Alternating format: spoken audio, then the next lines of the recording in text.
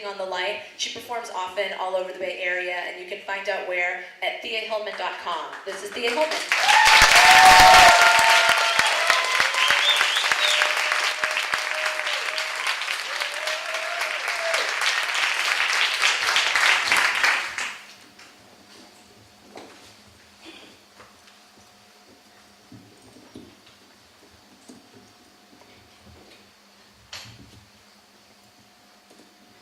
When it comes to this performance about trans and queer community, there's a whole bunch of things I can't say. In fact, it's much easier to think about what I can't say than what I can say. Things I can't say because I will piss someone off.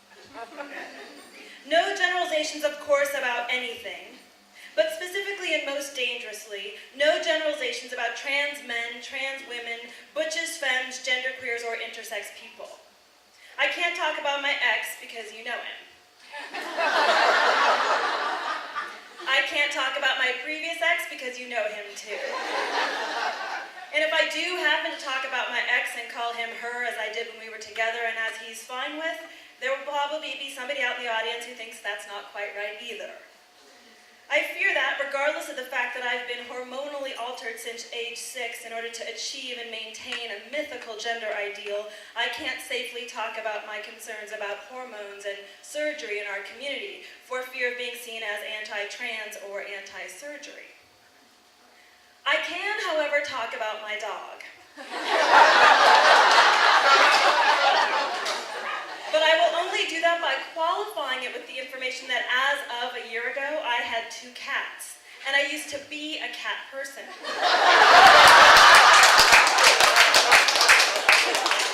Just so you know that, if you're a cat person, I'm on your side.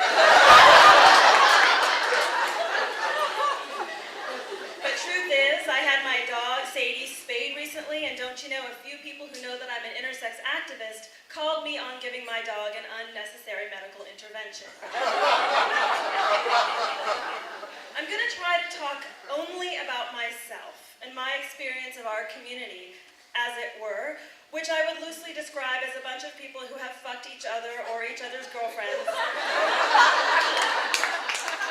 read each other's writing, written about each other on Craigslist, seen each other perform, idolized, fantasized about, recognized, and sometimes even say hi to on the street.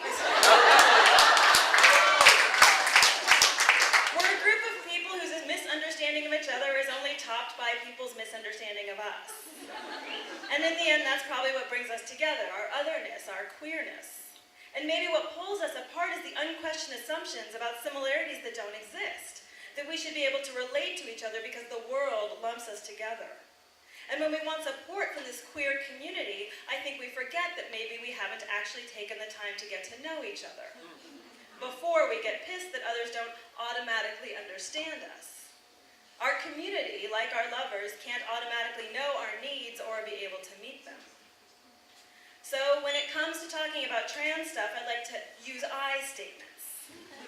I'd like to tell you about myself, tell you my story. But that's impossible. Not because I'm not transgender, because by many definitions I am, but because I can't tell my story without telling yours. I'm going down on your cunt, which to you is your balls, while smelling your sweat, which is all man thanks to the tea, and I come up for a kiss through the chest hair between your breasts that aren't long for this world. Later, you show me pictures of what you looked like before tea, from when we first met, from when you showed up at one of my readings and smiled at me the whole time from the back of the room, from years before now when I know what it's like to make love to you, the smell of your cunt and masculine sweat hotter than I ever could have imagined.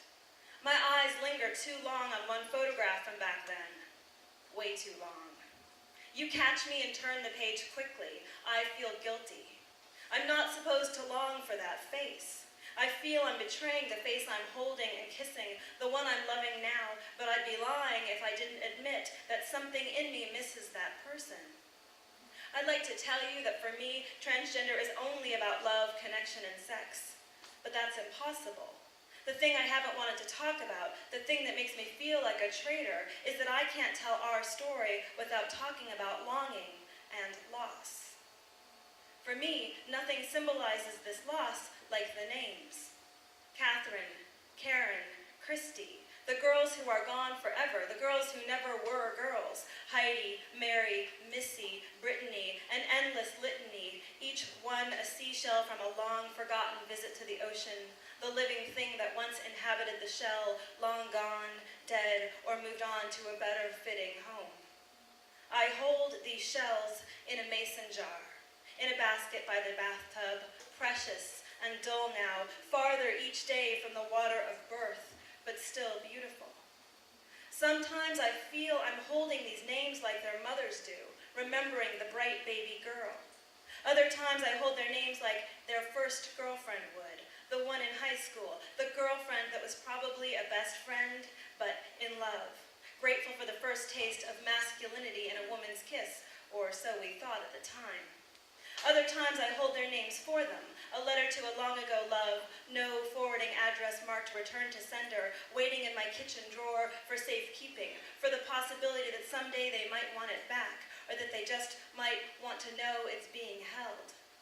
Sometimes I want to string these names like worry beads on a necklace, not a warrior's proud display, but a grandmother's birthstone ring.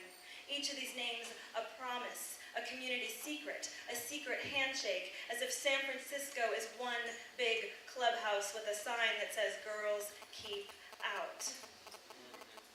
The boys at the barbecue are not outside. They are not gathered around the grill, starting fires and flipping tofu burgers. They are inside, gathered around the computer, scrolling through a local surgeon's before and after chest surgery shots. Their voices excited, unknowingly resembling teenage girls flipping through fashion magazines. I'm drawn to these trans men as the unborn part of me, the medically unaltered self, the body no one wanted me to have. But as much as the results of their medical modifications touch me and turn me on, their choices scare me, especially their reliance on medicine to give them the body they always wanted, that no one wanted them to have. Their love-hate relationship with the needle and the knife, their worship of its power to give shape to their desire, scares me because it's the same needle and knife that sculpted my own dented self-image and stolen the desire from so many people I love. As a young child with an intersex condition, I was well acquainted with the needle. I had countless blood tests, sometimes several a day, to monitor my hormone levels. My genitals and breasts were examined by doctors, my height and weight measured often. As early as 8 years old, I had doctors telling me I had to lose weight in order to postpone precocious puberty. It became clear to me that my body and my sexual organs in particular were the origin of my freakishness, my otherness, especially in terms of gender. I spent a lot of time comparing myself to other girls to find out what was wrong with me and to figure out how to be normal. I learned to hate my body, and I learned to see my body as doctors did, adopting a view of that body as pathological and in need of medical cures. Today, it's often hard for me to watch my trans lovers scrutinize their bodies, obsessively comparing their bodies to others, and turning to doctors in their efforts to realize their gender and sex. As an intersex activist, I've been shocked by the damage inflicted on children and adults by well-intentioned surgeons. And while I've heard one or two positive stories, I've mostly listened to my friends tell the disastrous results of their genital surgeries, seen barbaric film footage of clitorectomies deemed a success by the doctor, but in which the tiny 3-year-old girl pulls fearfully away from the camera.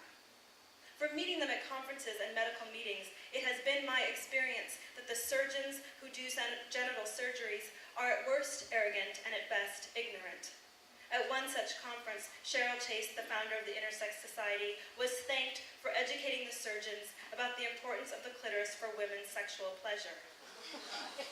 I have fears about surgeons who literally have no sexuality training and who could have such a better grasp of their own limitations to create magic or wreak havoc on the bodies of my friends and lovers.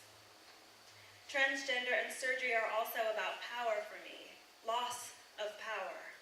I hate that surgeons touch the bodies of my lovers. I hate that they hold the solution.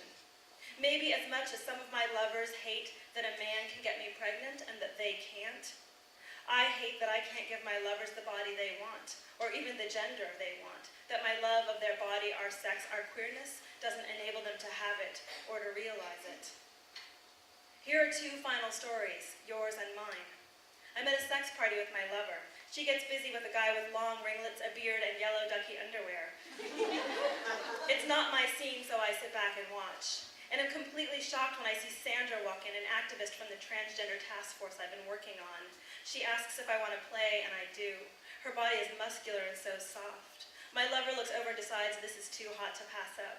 So the both of us make love to Sandra, kissing her, telling her how hot she is. Neither my lover or I have touched a flesh and blood cock for years, but there we are, fucking Sandra's ass and pulling on her penis, which is hard despite the hormones. She tells us she's going to have it removed in spring. She comes, a deep, body-rocking orgasm as we hold her. She cries. We talk a few days later. She says no one had ever made her feel like we had, that she was beautiful just as she was, not what she could do for us. And she told us she was considering keeping her penis, that she'd never seen it as an option, that somehow she thought nobody would want her with it, incomplete. I don't tell you the story because I think there's a moral in it. I don't. There isn't. I'm on a date with a very sweet trans guy. We've made out on each of our dates, and every time I have this overpowering sensation of him having a cock. And it's not just that he's packing, it's something else, something about the way he moves against me. I keep expecting him to pull it out of his pants or slide down my zipper and enter me. At dinner, he tells me he wants bottom surgery. It's clear he's petrified of what he's just told me and terrified of my response. I tell him the truth. A few days earlier, I'd been thinking that if I ever saw him naked, I'd be surprised if he didn't have a dick, since it really felt to me that he already had one. His face gets red, his eyes tear up, and he says, "No one's ever said that to me before." I tell you these stories because ultimately they're about me, about my own challenge to distinguish between changing your body because you love it and changing your body because you hate it. They're about me trying to love my own body and watching that process reflected in the people closest to me, my community. Our community is in transition. And like all our therapists tell us, it's important to be gentle with yourself during a transition. That's my wish for our community, as it were, that during this very confusing and amazing time, we be gentle with ourselves and with each other. This is something to think about.